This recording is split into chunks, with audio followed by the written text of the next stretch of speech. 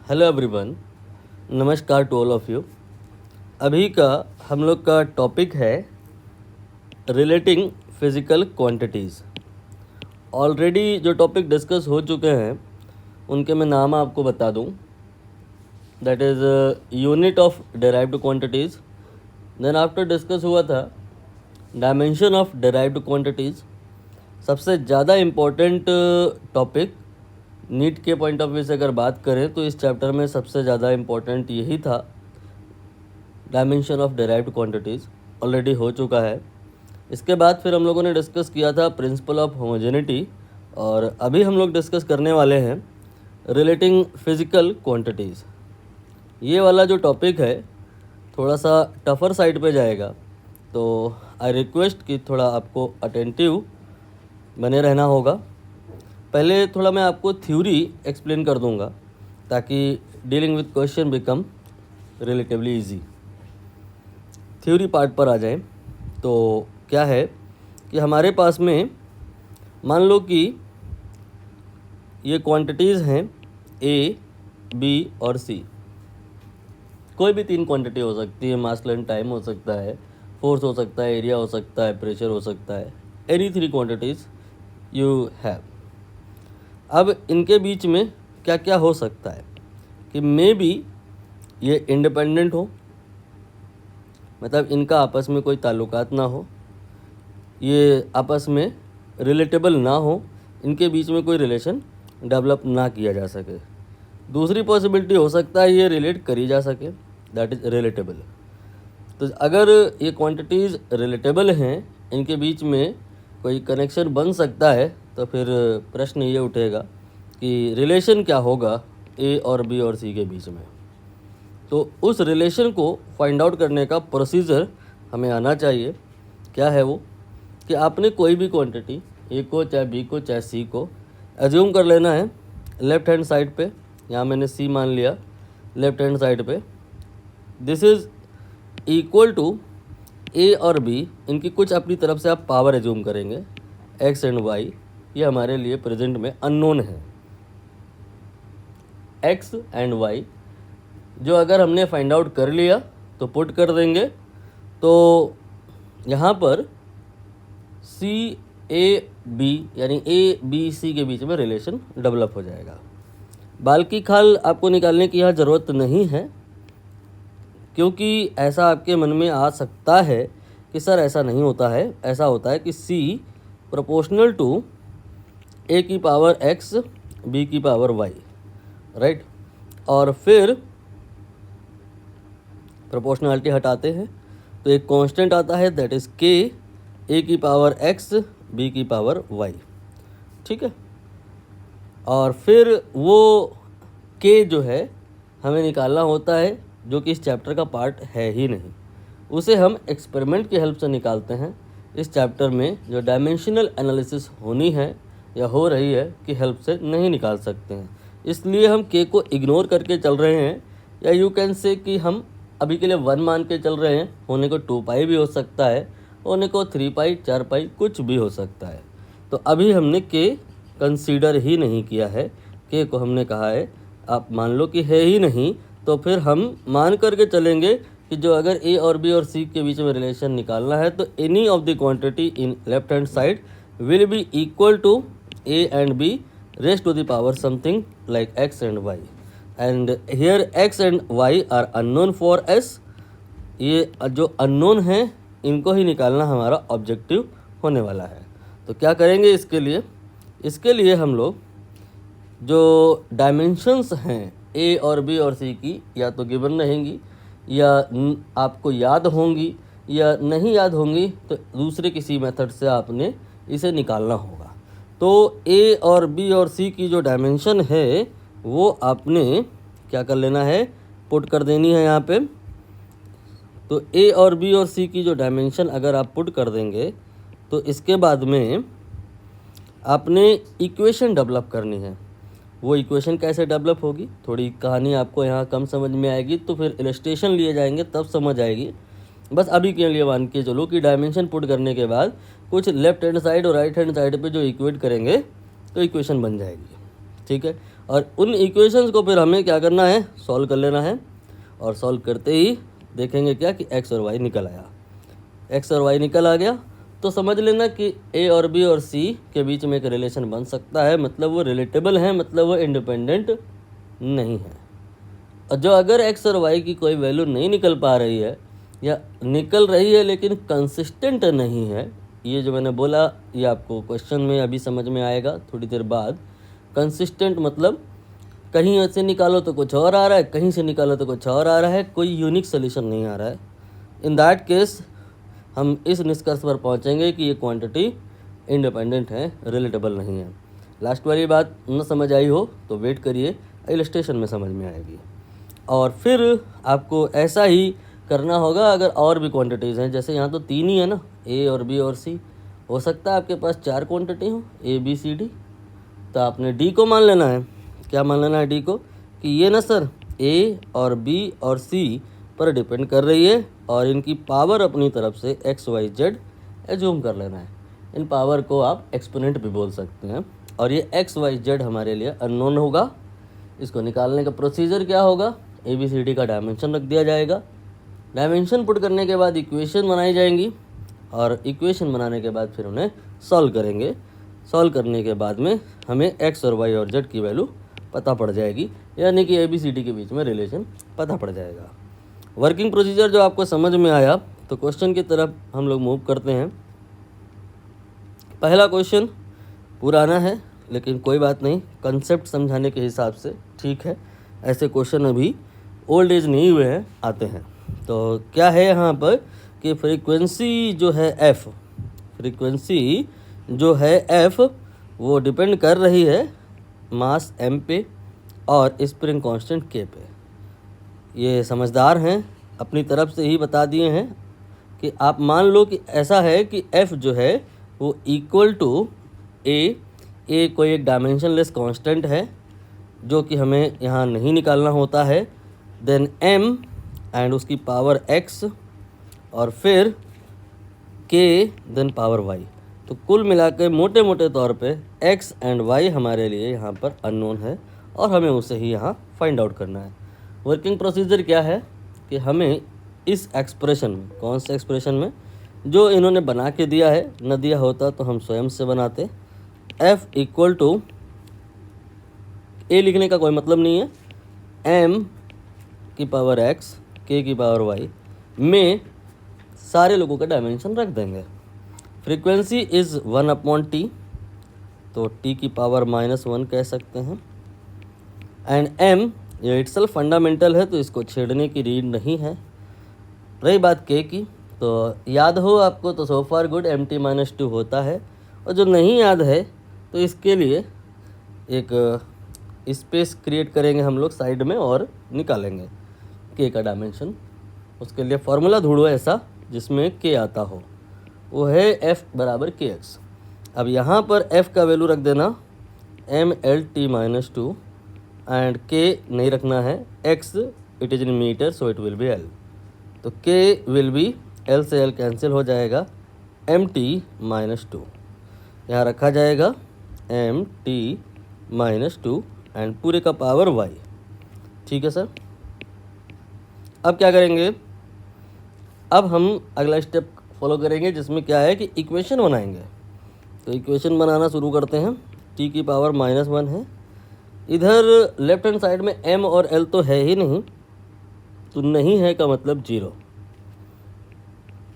m की power right side में कितनी आएगी कुल मिला के देखना ध्यानपूर्वक, x यहाँ से आएगी और ये 1 है और ये y है, दोनों गुणा हो जाएगा तो यहाँ से y आएगी और यहाँ से x आएगा और x और y मल्टीप्लाई में होते हैं ना तो जुड़ जाते हैं एक्सपोनेंट। फिर इसके बाद l आने का तो कोई सीन लग नहीं रहा है तो 0 लिख लो। और t की बात करेंगे अब, यहाँ से t मिलेगा -2 के बाद देन मल्टीप्लाइड बाई y, ये -2 मल्टीप्लाइड बाई y। थोड़ा बड़ा कर लेते हैं, ठीक है सर। अब हमें यहाँ पर इक्वेशन बनाने के लिए एक्सपोनेंट को इक्वेट करना होगा, जैसे कि ये x + y जो कि इस m 10 साइड m की जो पावर है के बराबर हो जाएगा। इधर जो l की पावर है, इधर जो l की पावर है ऑलरेडी बराबर है, इधर -2y है और इधर -1 है, तो -2y -1 के बराबर हो गया। जब आपने अगर इक्वेशन बना ली तो अगले स्टेप में क्या करना है, इनको सॉल्व करना है। कौन सी पहले सॉल्व करें, जो इजी हो वो सॉल्व करें। -2y बराबर -1, तो y की वैल्यू 1/2। नाउ इस y की वैल्यू को आपने यहाँ रख देना है, जो अगर आप रखोगे तो x की वैल्यू आ जाएगी, दैट विल बी -1/2। अब आप देख लो कौन से आंसर में है ऐसा कि x की वैल्यू -1/2 और y की वैल्यू 1/2, डी ऑप्शन। आगे आप चाहो तो यहाँ रख भी सकते हो x और y की वैल्यू, यू गेट m की पावर 1/2 और k की पावर -1/2। सो यहाँ f की वैल्यू आ जाएगी √m, ये √k नहीं है, पहले आपने इसका इन्वर्स करना है यानी डिनोमिनेटर में, देन √k हो जाएगा। यहाँ से f बराबर आ जाएगा √m/k। डायमेंशनल एनालिसिस यहाँ तक आ करके ख़त्म हो जाती है। इसके बाद एक्सपेरिमेंटल एनालिसिस होती है। ये रिलेशन एक्चुअली सही नहीं है न्यूमेरिकली, डायमेंशनली तो सही था। यहाँ अभी a है जिसे हम इग्नोर करके चल रहे हैं, वो डायमेंशनली निकाला भी नहीं जा सकता है, एक्सपेरिमेंटली आप इसे निकाल सकते हैं। समझदार लोगों ने निकाला तो पाया क्या कि ये तो आपका यहाँ पर आप x और y की वैल्यू को देख ले, उल्टा हो गया है, मैंने मतलब गलत कर दिया है। यहाँ पर माइनस रखना था, यहाँ प्लस रखना था, तो यहाँ √k हो जाएगा, यहाँ √m हो जाएगा। तो जिन्होंने निकाला समझदार लोगों ने तो पाया क्या कि a का वैल्यू 1/2 पाई है, तो f विल बी 1/2 √ky है। ये सही एग्जैक्ट फॉर्मूला है which is true neither only dimensionally but also numerically. Her angle से ये इक्वेशन सही है, जबकि ये इक्वेशन जो आपने निकाली है डायमेंशनली ही केवल करेक्ट है, न्यूमेरिकली इनकरेक्ट है। अगला प्रश्न देख लिया जाए सर। ये अपनी तरफ से दिया गया क्वेश्चन है, क्यों ऐसा किया गया है, ताकि आगे की क्वेश्चन आपके लिए आसान हो जाए। यहाँ पर 3 क्वांटिटीज़ हैं, that is s, v and t। s क्या है, ये डिस्टेंस है, मीटर में मान सकते हो। v वेलोसिटी है, स्पीड है, जो भी बोलो एक ही बात है, इधर तो मीटर पर सेकेंड में होती है, ये ऑलरेडी नो। t टाइम है। इनके बीच में रिलेशन बच्चा भी जानता है, 8वीं 7वीं 6वीं क्लास से ही जानता है कि भाई वेलोसिटी जो होता है वो डिस्टेंस अपॉन टाइम होता है। लेकिन मान लो थोड़ी देर के लिए एक्सीडेंटल मेमोरी लॉस हुआ आपको और आप गजनी हो गए और भूल गए कि इनके बीच में क्या रिलेशन होता है, तो डायमेंशनल एनालिसिस की हेल्प से इसे हमें रिलेट करना है, इन क्वांटिटीज़ को इनके बीच में रिलेशन स्टेबलाइज करना है। नो डाउट आपको ऑलरेडी पता है, लेकिन स्टेप आपने वही फॉलो करने हैं जो मैं बोल रहा हूँ। क्यों ऐसा करना है, क्योंकि इसके बाद के क्वेश्चन में आपको नहीं पता कि क्या रिलेशन होगा इन 3 के बीच में। जैसे प्रेशर है, इसके बाद में इंटेंसिटी है, इसके बाद में स्पीड ऑफ लाइट है। स्पीड ऑफ लाइट यानी कि सी, ये 3 क्वांटिटीज़ के बीच में क्या रिलेशन होगा ये तो आपको नहीं पता ना। तो एक जनरलाइज प्रोसीजर है जो आपने फॉलो करना है, इधर यू नो द रिलेशन और नॉट। हियर वी नो कि एस और वी और टी में क्या रिलेशन होता है, but still you have to follow the step जो मैं आपको बताने वाला हूँ। यहाँ तक तो आपको ऑलरेडी पता है। कोई एक क्वांटिटी लेफ्ट हैंड साइड में लो, बाकी रिमेनिंग के टर्म में एक्सप्रेस करें, पावर एक्सपोनेंट एक्स वाई अपनी तरफ से अज्यूम कर लें, और वही हमारा मोटिव होगा, कैलकुलेट करना होगा।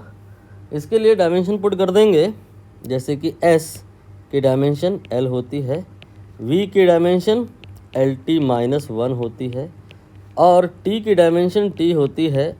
और यहाँ से इक्वेशन बनाने की कोशिश करेंगे तो m आएगा नहीं, L1 आएगा, t 0 आएगा। राइट साइड में m कहीं आएगा नहीं, l यहाँ से 1 और ये x दोनों गुणा हो जाएगा तो ये x हो जाएगा, और t की वैल्यू यहाँ से -1 इंटू x यानी कि -x, और इसके बाद y ये जुड़ जाएगा। तो 0 0 तो ऑलरेडी इक्वल हैं, इग्नोर करो, ये 1 है और ये x है, इक्वेट करो, तो 1 बराबर x हो जाएगा, 0 बराबर -x + y हो जाएगा। ठीक है सर। अब ये इक्वेशन जो बनाई आपने इसको सॉल्व करो।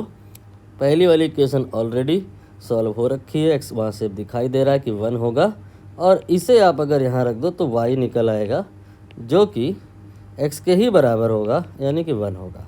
अब आप यहाँ पर चाहें तो कर सकते हैं क्या, वैल्यू रख सकते हैं। तो s बराबर v की पावर कितना x जो कि 1 है, t टाइम की पावर 1, y की वैल्यू 1 निकाली आपने, तो s बराबर vt आ गया। तो जो रिलेशन आप भूल गए थे डायमेंशनल एनालिसिस करके आप निकाल सकते हैं। ये छोटा सा आसान सा क्वेश्चन कराने का क्या मोटिव था, वो ये कि आपको स्टेप्स क्लियर रहें कि अल्टीमेटली इस सेशन में जितने क्वेश्चन हो रहे हैं सबके सब एक ही मिजाज के हैं। ऐसे ही करना है कि एक क्वांटिटी को रिमेनिंग के टर्म में एक्सप्रेस करके अननोन निकाल लेने हैं। इधर देख लो, वही सेम क्वेश्चन पूछने का तरीका देखिए थोड़ा बदला हुआ है। अब ये थोड़ा धीरे धीरे टेढ़ा होता जा रहा है, ध्यानपूर्वक करेंगे आप तो इस क्वेश्चन में आपको कोई तकलीफ नहीं होगी, वरना इस क्वेश्चन में बहुत ढेर सारी कन्फ्यूज़न रहती है। अच्छे बच्चे जो होते हैं बहुत शार्प, उनको भी रहती है। इसीलिए मैं क्या कर रहा हूँ, इस क्वेश्चन को छोटे छोटे क्वेश्चन में ब्रेक करके बताने की कोशिश कर रहा हूँ। ये एस, वी और टी, ये 3 क्वांटिटीज़ हैं, इनकी पावर एक्स वाई जेड मैंने मान ली है और कहा है कि ये डायमेंशन लेस अगर है, मान लो है, तो ऐसी सूरत में एक्स वाई जेड की वैल्यू क्या होगी। क्वेश्चन देखो सर ऊपर वाला ही है, लगभग क्वेश्चन ऊपर वाला ही मैं पूछ रहा हूँ, लेकिन अंदाज बदल गया है पूछने का। कैसे करेंगे इसे, आप जो कह रहे हैं वो करो कि ये टर्म एक डायमेंशन लेस क्वांटिटी से इक्वेट करा दो। सपोज करो के का यहाँ कोई डायमेंशन नहीं है, तो अब आप बोलोगे क्या सर कि s की पावर x जो होगा ना वो k देन v की पावर y देन t की पावर z के बराबर होगा। इसे आप ऐसे भी तो लिख सकते हो, t की पावर माइनस z। ठीक है, अब यहाँ पर इस पूरी इक्वेशन में एक्सपोनेंट में 1/x से गुणा कर दो, इसमें भी 1/x से गुणा करो तो x गुणे 1/x, x गुणे 1/x, ये तो 1 हो जाएगा ना, तो ये हो गया 1। देन इसके बाद में इसे आप ओनली एस भी लिख लो, कोई दिक्कत नहीं है। k की पावर कुछ भी करो, कांस्टेंट है तो कांस्टेंट ही रहेगा। v की power minus y by X आ जाएगा, t की power minus z by X आ जाएगा। ठीक है, अब आप नेक्स्ट स्टेप में यहाँ पर माइनस वाई बाई एक्स जो ये देख रहे हैं आप, इसे a से रिप्लेस कर दो, और जो माइनस जेड बाई एक्स है इसे b से रिप्लेस कर दो। ठीक है, अब आपने समझ में आ गया होगा कि सर ये क्वेश्चन तो हम ऊपर कर चुके हैं, देख लो ये क्वेश्चन ऊपर कर चुके हैं, शक्ल बिल्कुल मैच कर रही है, तो मैं रिपीट नहीं कर रहा हूँ। मैं अब इसके बाद सीधे वो वाले स्टेप्स छोड़ करके a और b की वैल्यू लिख रहा हूँ। a 1 आएगा, कैसे किया होगा ये, आपने s, v और t की डायमेंशन रख के इक्वेशन बना के वैल्यू निकाल लिया। a और b 1 आ गया जो, तो अब क्या करें, a आपने किसके बिहाफ पे रखा था, a आपने इसके बिहाफ पे रखा था, तो minus Y by X sir ji कितने के बराबर हुआ, a के बराबर हुआ जो कि 1 है, माइनस जेड बाई एक्स जो है वो कितने के बराबर है, जो कि 1 है। ठीक है, b के बराबर है जो कि 1 है। अब यहाँ पर ध्यान दो सर, इस क्वेश्चन में असली बात तो ये है कि x, y, z ये तीनों निकाले ही नहीं जा सकते, बस यहीं तक हो सकता है। इसके बाद x और y और z की वैल्यू नहीं निकाली जा सकती। तो इसका अगर सब्जेक्टिव क्वेश्चन तो आंसर क्या होगा, not possible to calculate x, y, z। हाँ, लेकिन ये ज़रूर कह सकते हैं कि जो भी वैल्यूज होंगी x और y और z की, इस रिलेशन को और इस रिलेशन को सेटिस्फाई करेंगी। इसका मतलब ये है कि x और y, z की वैल्यू निकाल इसलिए नहीं पा रहे हैं हम कि हमारे पास यहाँ 2 इक्वेशन हैं और वेरिएबल के तौर पे 3 लोग हैं, x और y, z, मतलब डिफिशियंसी है, इक्वेशन की कमी हो रही है। तो आपने एक वेरिएबल अपनी तरफ से एज्यूम करना होगा तो सब कुछ निकल आएगा। एक्स की वैल्यू चाहो तो 1 मान लो, चाहो तो -1 मान लो, चाहो तो 3 मान लो, 2 मान लो। मतलब इसका एक ये भी आंसर हो सकता है, इसके भी अलावा क्या लिख सकते हैं, infinite possible answer, infinite possible answer. ठीक, तो इनफाइनाइट पॉसिबिलिटी में आप कुछ एक आध शो कर दो, निकाल के दिखा दो कि एक्स जो अगर हम 1 मान लें तो फिर तो निकल आएगा ना वाई, तो फिर निकल आएगा ना जेड। जी हाँ, एक्स यहाँ रख दो 1, तो ये 1 गुणे 1 माइनस वाई के बराबर, तो वाई कितना -1। यहाँ रख दो एक्स की वैल्यू 1, तो माइनस जेड 1 के बराबर, तो जेड -1। अगर -1 लेके चले तो यहाँ -1 रखेंगे तो वाई 1 आ जाएगा, है ना, जेड 1 आ जाएगा। ये वाली कहानी आपको समझ में आ गई होगी अगर आसानी से। तो फिर अगर आप चाहें, समय है आपके पास, तो इस क्वेश्चन को खुद से ट्राई करें, मुझे उम्मीद है अब हो जाएगा। अगर समय नहीं है तो फिर मैं इसका सलूशन बता रहा हूँ, बिल्कुल डिक्टो वैसे ऊपर जैसे बताया उन्हें फॉलो करना है कि ये जो क्वांटिटी है p की पावर x, s की पावर y, c की power z equal to something which is dimensionless, you can say k। अब इधर से p को लिखेंगे हम लोग k, देन s स्टेप में कुछ कम कर रहा हूँ क्योंकि मैं मान के चल रहा हूँ कि आपको ऊपर वाला क्वेश्चन जो मैंने कराया था समझ आ गया है। ये मैंने लिखा इस स्टेप के बाद, ठीक है। इस वाले टर्म को मैंने राइट साइड पे कर दिया और फिर न्यूमरेटर पे कर दिया, तो फिर वो माइनस में आ गया। अब इस पूरी इक्वेशन में हम एक्सपोनेंट में 1/x से गुणा करेंगे, तो p की पावर x गुणे 1/x तो बंद हो जाएगा। k को कुछ नहीं करते हैं, ये हो गया -y/z, और c -z, मैंने गलती से -y/z लिख दिया है, x लिखना होगा, फिर -z/x। ठीक है, नाउ रिप्लेसमेंट, कौन से रिप्लेसमेंट, जो s के ऊपर एक्सपोनेंट है उसे आप a लिख दें, और जो c के ऊपर एक्सपोनेंट है उसे b लिख दें, और अब आप नॉर्मल जैसे वैल्यू पुट करते हैं, डायमेंशन पुट करते हैं, पुट करके a और b निकालें। तो p की डायमेंशन क्या आएगा, p का डायमेंशन तो प्रश्न में बताया है ना कि सर जी ये है काइंड ऑफ प्रेशर। तो प्रेशर होता है फोर्स अपॉन एरिया, फोर्स यानी कि mass into m into L_T-2, mass into acceleration, and then divided by area L2। ये हो गया प्रेशर, इसके स्थान पर हो गया। अब इसको तो भूल ही जाओ, ये है S। S क्या है, ये थोड़ा टेक्निकल है। S ध्यानपूर्वक देखिए, इंटेंसिटी है, इन्होंने बस नाम नहीं लिया है। रिप्रेजेंट रेडिएशन एनर्जी, एनर्जी से हमारा मतलब रहेगा फिर पर यूनिट एरिया और पर सेकेंड, मतलब एनर्जी। ये जो S है इसको लिख लो, आगे काम आएगा। इसे I से भी रिप्रेजेंट कर सकते हैं, ये है energy upon area into time, it is kind of intensity. ठीक है, वैल्यू पुट करिए तो इंटेंसिटी का डायमेंशन निकल आएगा। एनर्जी होता है mL2T-2 and area L2 and time T। यहाँ से देखो क्या कि L2 कैंसिल हो गया, जो L2 कैंसिल हो गया तो MT-3 आ जाएगा। ये किस चीज़ का वैल्यू है, ये इंटेंसिटी का, MT-3 हो गया।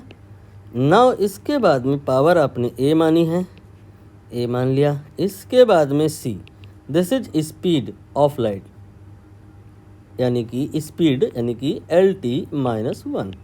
ठीक है सर, और थोड़ा अब सिंप्लीफाई करेंगे तो ये L की पावर 1 है, ये डिवाइड हो रहा है L की पावर 2, तो L की पावर ये 1 - 2 -1 आ जाएगा, T की पावर -2 आ जाएगा, M की पावर कितना हो जाएगा, ये 1 है, ये A है, दोनों गुणे में हो मल्टीप्लाई में तो A हो जाएगा, और M आने का तो चांस है नहीं। राइट साइड में L देखो, यहाँ 1 है, यहाँ B है, तो 1 × B, ये B हो जाएगा। अब T में थोड़ा इशू है, ये देखो -3 × A गुणा हो जाएगा, तो ये हो जाएगा आपका -3A, फिर और T यहाँ से आएगा -1 × B, तो ये सर -B हो जाएगा। अब आपने एक्सपोनेंट इक्वेट कराने हैं, तो एक्सपोनेंट जो हम अगर इक्वेट कराएं तो यहाँ 1 है, तो 1 जो है ए के बराबर हो जाएगा, ठीक। तो 1 ए के बराबर हुआ, फिर -1 जो है बी के बराबर हो जाएगा। ए और बी की वैल्यू आ गई। अब यहाँ ध्यानपूर्वक एक बात सुनिएगा, मैंने इसका जिक्र ऊपर किया था, दैट टाइम मुझे उम्मीद है आपको कम समझ आया होगा, अब आ जाएगा। -2 टी का वैल्यू है, मैंने बराबर किया टी के एक्सपोनेंट से, दैट इज़ -3a - b। ए की वैल्यू बी की वैल्यू हमें यहाँ पर पता चल चुकी हैं, दैट आर 1 एंड -1। ज़रूरत नहीं है आगे कुछ करने की, लेकिन अगले क्वेश्चन में नीड पड़ सकती है, इसलिए इसको अभी हम डिस्कस करेंगे।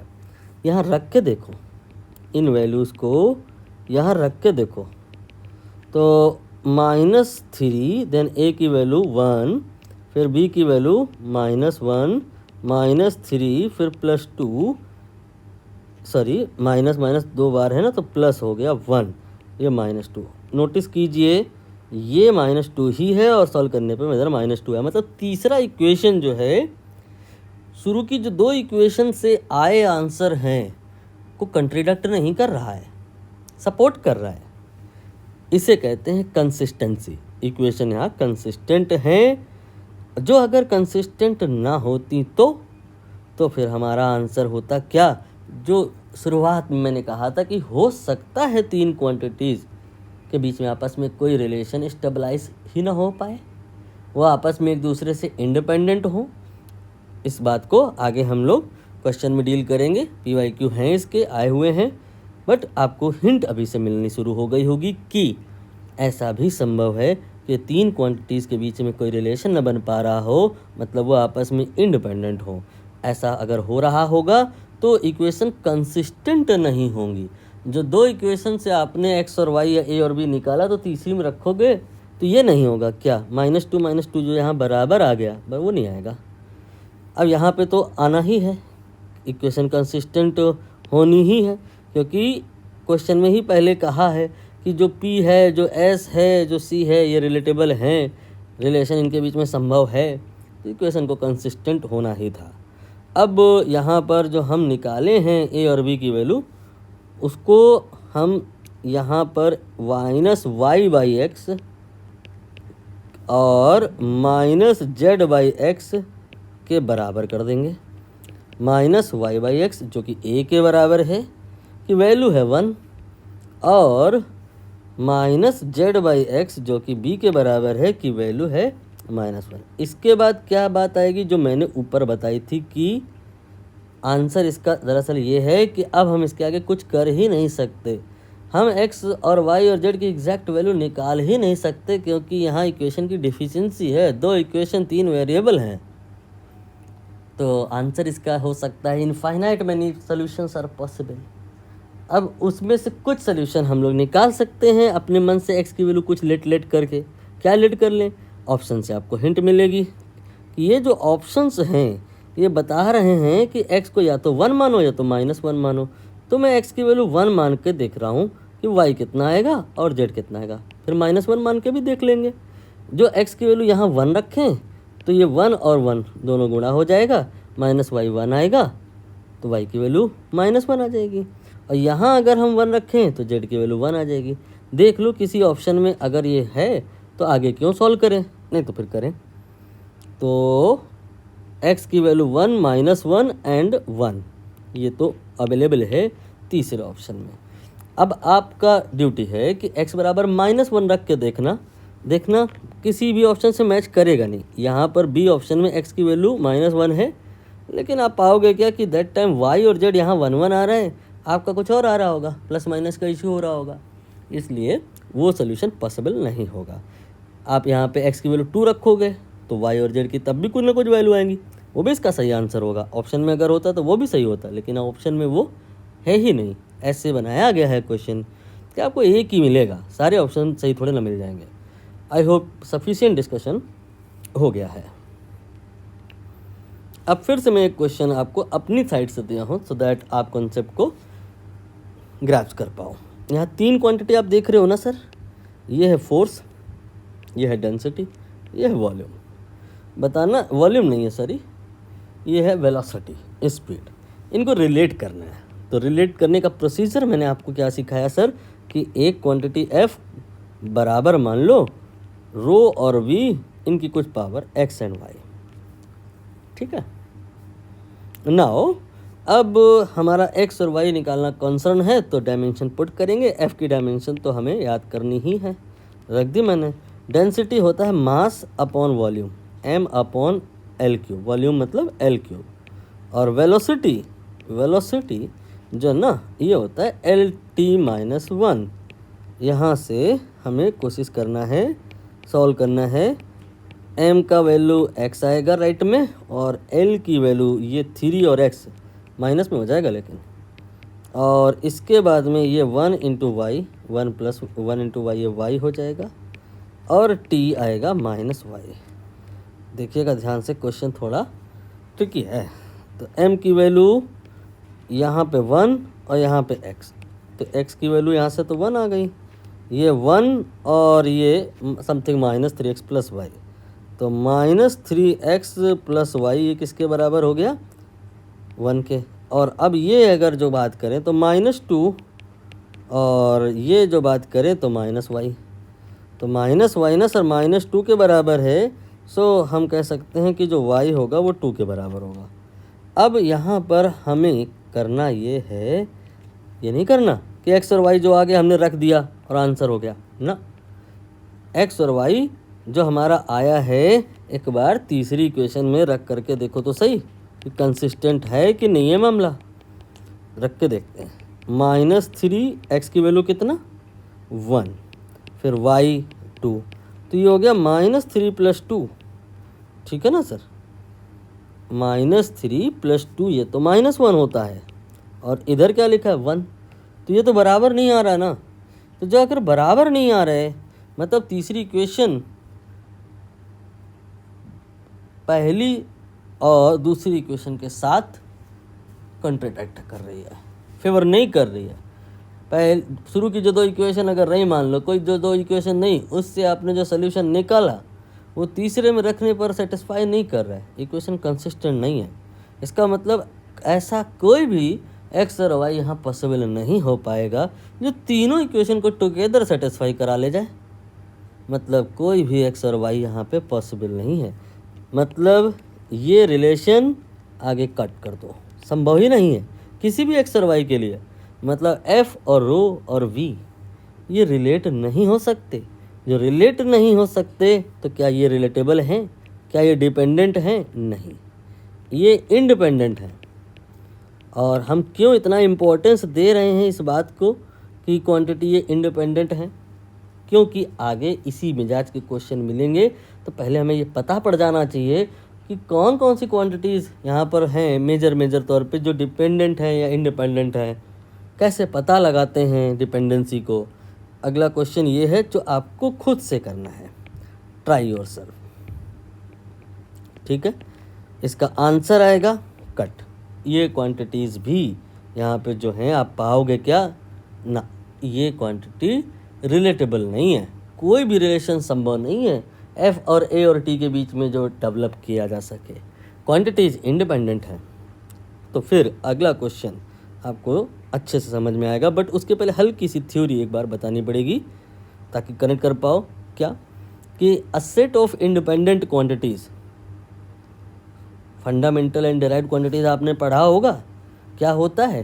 फंडामेंटल क्वांटिटीज़ को कुछ किताबों में इंडिपेंडेंट क्वांटिटीज़ भी लिखा रहता है। अब आपको बेहतर समझ में आएगा कि जैसे F rho T, F A T ये मैंने कराया, ये आपने किया, और एक और ये ऐसे बहुत सारे सेट हो सकते हैं जो आपस में, जिनके जो एलिमेंट हैं आपस में रिलेटेबल नहीं हैं। तो वो इंडिपेंडेंट क्वांटिटीज़ का सेट है, वो बिहेव कर सकता है फंडामेंटल क्वांटिटीज़ के तौर पे। मतलब कोई पूछे कि एफ रो टी क्या ये फंडामेंटल क्वांटिटीज़ के तौर पे बिहेव कर सकता है, जवाब है हाँ। एफ ए टी क्या ये फंडामेंटल के तौर पे बिहेव कर सकता है, जी हाँ। एफ वी टी कर सकता है, जी हाँ। क्यों? क्योंकि you will realise if you solve you will try to relate, you will not able to relate, you will not able to get an expression between FVT या FAT या F rho T. So these are independent quantities, so we can treat them like a fundamental. And अगर कोई quantity fundamental है then what we can say, ये तो basic definition है fundamental and derived quantity की। अगर हमारे पास में 3 क्वांटिटीज़ हैं जो फंडामेंटल हैं तो दुनिया की सारी क्वांटिटीज़ उन्हीं फंडामेंटल क्वांटिटीज़ के टर्म्स में एक्सप्रेस की जा सकती हैं। तो यहाँ पे अगर हम इस वाले को लेके चलें, इसको भी लेके चल सकते हैं, किसी एक को इसमें से पिक कर लो समझने के लिए। FAT फंडामेंटल क्वांटिटीज़ हैं, मानी जा सकती हैं, मान लिया मैंने। तो फिर बाकी सारी quantities like mass, length, time and pressure या पावर या वर्क जो भी है सब की सब डिराइव्ड हैं और वो इन्हीं FAT से बनेंगी। आप पावर अपनी तरफ से कुछ भी मान सकते हैं XYZ, और यही कैलकुलेट करना हमारा सब्जेक्ट होगा, मोटिव होगा, कंसर्न होगा। अगला क्वेश्चन इसी पर आधारित है, देख लीजिए क्या है कि फोर्स, एक्सेलरेशन एंड टाइम, मैंने आपको बताया कि माना जा सकता है कि ये फंडामेंटल हैं क्योंकि ये इंडिपेंडेंट हैं, तो ये फंडामेंटल के तौर पे मान लेने को कहा है इन्होंने, मैंने मान लिया। ठीक, तो फिर एनर्जी, वर्क, पावर, मास, लेंथ, टाइम सब की सब डिराइव्ड है। तो फिर इन्हें एक्सप्रेस कर सकते हैं आप कुछ इस प्रकार से कि ये जो एनर्जी है वो F पे डिपेंड कर रही है, A पे डिपेंड कर रही है, T पे डिपेंड कर रही है। XYZ अपनी तरफ से आपने एक्सपोनेंट एज्यूम कर लेने हैं जो कि हमें नहीं पता है, पता लगाना है कैसे, प्रोसीजर ऊपर मैं बता चुका हूँ। जो भी क्वांटिटीज़ हैं सब की डायमेंशन रखना शुरू करो, इक्वेशन बनाओ, आंसर आ जाएगा। ML2T-2 ये है एनर्जी का डायमेंशन। फोर्स का डायमेंशन MLT-2, फोर्स का डायमेंशन हो गया। पावर X हो गई। इसके बाद में ये है एरिया, एरिया होता है जी सर, सॉरी एरिया नहीं है, ये एक्सेलरेशन है। तो एक्सेलरेशन होता है LT-2, then power Y, then ये है तीसरा नंबर पर टाइम, टाइम की पावर हमें माननी है Z। मैं सोच रहा हूँ अब आपको करने का मौका दिया जाए, आप कर सकते हो आराम से ही, फास्ट फॉरवर्ड कर लो, जल्दी से खुद से कर लो। M की नेट पावर केवल यहीं से आ पाएगी, L की पावर यहाँ से आएगी, यहाँ से आएगी, कितनी कितनी आएगी, ये 1 इंटू एक्स, ये आपका x हो जाएगा। इसके बाद ये 1 इंटू वाई, ये आपका y हो जाएगा। और अब बात करेंगे t की, तो -2 इंटू एक्स, ये -2x और ये z हो जाएगा। जी सर, अब इक्वेशन इक्वेट कराइए, सॉरी एक्सपोनेंट इक्वेट कराइए। तो x come out to be 1 and then ये 2 बराबर x प्लस वाई, x की वैल्यू यहाँ रख दो तो y निकल आएगा। जो करोगे आप पाओगे क्या सर कि y1 आ रहा है, y1 आ रहा है। अब आप यहाँ t का कोफिशिएंट ले लो, -2 बराबर -2x प्लस z। तो आप यहाँ पे अब x का वैल्यू रखें 1 तो z आ जाएगा। It will come out to be, थोड़ा कैलकुलेशन चेक करिएगा, कुछ दाएं बाएं हो गई है। फाइनली यहाँ पर जो z की वैल्यू आएगी दैट विल बी -1। मुझे ही चेक कर लेना चाहिए कैलकुलेशन, हालांकि मेरा मन थोड़ा यहाँ कम लग रहा था। -2 एनर्जी का इधर है और -2y, देन यहाँ से गड़बड़ लगी है मुझे, ये -2y में खा गया, ये लीजिए, इसको भी यहाँ मैंने ले लिया लूप में। और अब यहाँ 2y है। अब आप वैल्यू रखोगे तो जो z आएगा y की भी रखनी पड़ेगी, तो z कितना आएगा सर -1 आएगा। ठीक, अब ये सारी वैल्यू यहाँ रख दो। तो f की पावर x यानी कि 1, a की पावर y यानी कि 1 और t की पावर z यानी कि -1। ये हो गया आंसर। अगला प्रश्न देखिए सर, उसी मिजाज का है, मेरा मन लगेगा तो नहीं लेकिन मैं लगाऊंगा, आपके लिए कोशिश कर सकता हूं, लेकिन कुछ गलती हो जाए तो माफ़ कर दीजिएगा। वर्किंग प्रोसीजर यही है कि आपने यहाँ पर एफ, वी और टी के टर्म्स में m को रिप्रेजेंट करना है। तो m can be assume to be F V T power XYZ। f की जगह MLT-2, देन x पावर में आएगा, LT-1 पावर में आएगा और T देन Z। ठीक, इसके बाद में m की पावर इधर से x हो जाएगा 1 इंटू एक्स, फिर ये हो जाएगा m, और कहीं से तो आ ही नहीं रहा ना। तो एक काम करो, कैलकुलेशन को आसान बना लेते हैं थोड़ा सा। मैं इस तरह के काम नहीं करना चाह रहा था जिससे आपका कंसेप्ट लूज़ हो जाए, मतलब आप कंफ्यूज से हो जाओ। मैं वैसे ही करना चाह रहा था जैसे सारी किताबों में किया जा रहा होता है कि इक्वेशन बना लेते हैं पहले सारी और फिर सारे वेरिएबल निकालते हैं। मैं यहाँ पे थोड़ा सा रूट चेंज कर रहा हूँ कि सारी इक्वेशन बना ही नहीं रहा हूँ, पहले एक ही इक्वेशन बना रहा हूँ। m की पावर इधर 1 है, इधर x है, और x जो 1 आया अब हम इसे यहाँ रख दे रहे हैं। हालांकि इसको ऐसे करने से, इसको नहीं, बहुत सारे क्वेश्चन होते हैं ऐसे करने से जहाँ लंबी लंबी इक्वेशन बन रही होती है आसान हो जाया करते हैं। ठीक है, अब यहाँ पर हम l की पावर कलेक्ट करेंगे, तो l की पावर इधर से तो 1 आएगा और इधर से y आएगा, और इधर l तो था ही नहीं इधर साइड, तो ये आपका l की पावर इधर 0 है, तो 0 बराबर हो गया 1 प्लस वाई, तो y -1 आ गया। ठीक है, और अब हम t की पावर पर फोकस करेंगे तो यहाँ से सर -2 आ जाएगा, है ना, और यहाँ से -1 इंटू वाई आ जाएगा, और इसके बाद में z आ जाएगा।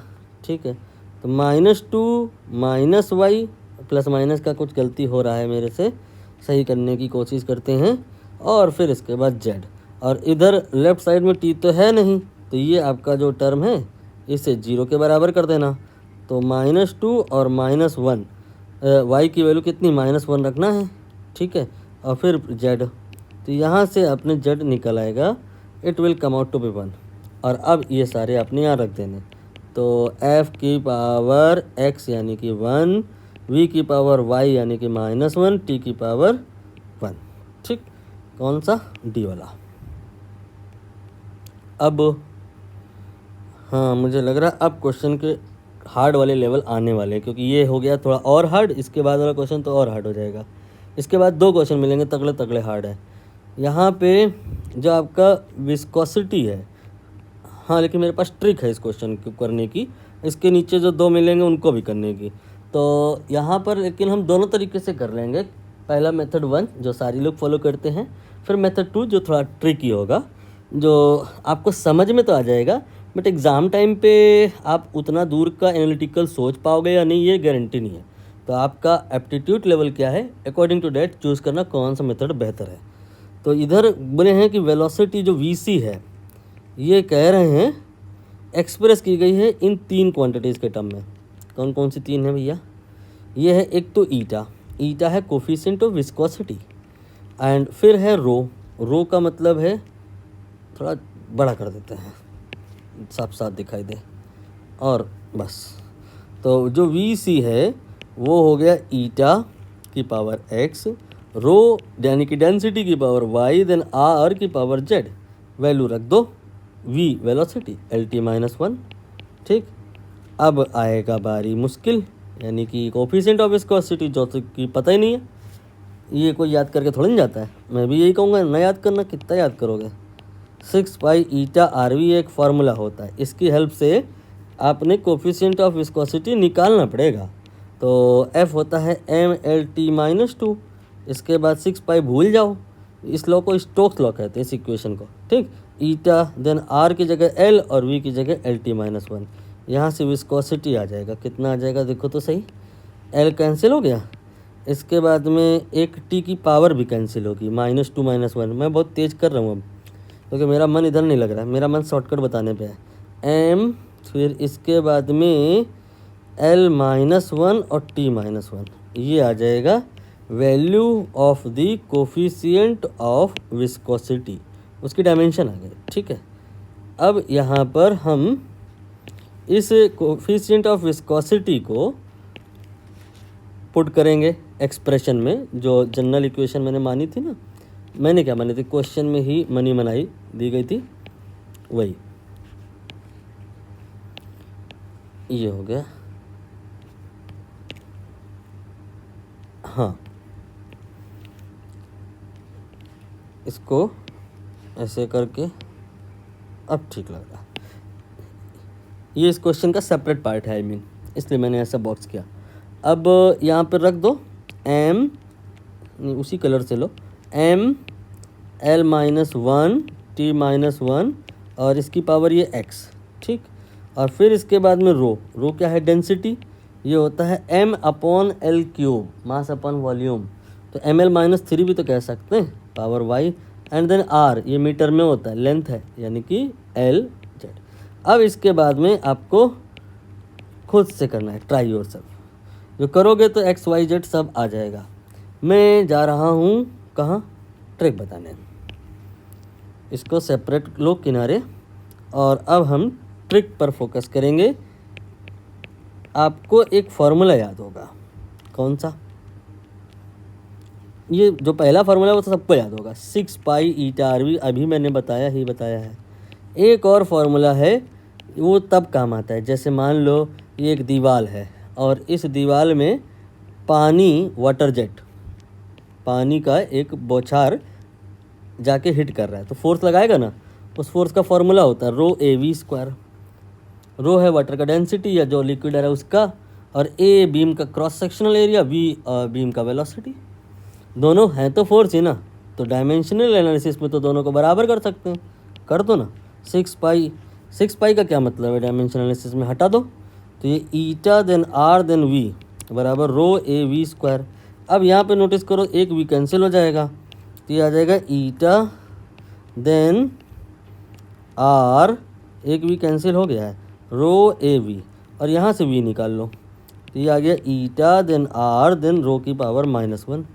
इसको यहाँ से उठाओ, कॉपी मारो, और अब देखो यहाँ पे तुलना करने पे समझ में आ जाएगा आपको किसकी क्या वैल्यू आएगी। ईटा की पावर हमने जो एक्सप्रेशन निकाला है उसके हिसाब से चले तो 1, ये 1, ठीक। आर की वैल्यू 1, ठीक। डेंसिटी नहीं, आर की वैल्यू Z1 और -1, ठीक। तो इसका जो फाइनल आंसर बनेगा ना सर, वो बनेगा 1 -1 एंड -1, ठीक। 1 -1 एंड -1 चेक कर लेना, कुछ मुझे दाएं बाएं सा लग रहा है, एक बार मैं ही चेक कर लूँ क्या। ये ईटा आर वी रो ए, हाँ यहाँ पे मैंने करेक्ट करना है, थोड़ा सा डिलीट कर दो इसको। क्या निकालना था, वी की वैल्यू हो जाएगी ईटा, नहीं वी की वैल्यू ईटा देन आर, ये हो गया देन रो ए हो गया, ए एरिया है, हाँ ये थोड़ा सा इशू आया था, I am really sorry. R के नीचे जो ए लिख रहे हो ना, इसे आप एल स्क्वायर लिख सकते हो या आर स्क्वायर लिख सकते हो, दोनों हैं तो मीटर ही ना। इसको अब कैंसिल करो, एक हो जाएगा कैंसिल, तो ये हो जाएगा रो आर, तो ये आ जाएगा ईटा रो की पावर -1 आर की पावर -, अब मैच कराओगे तो आ जाएगा, ठीक। चलो सर।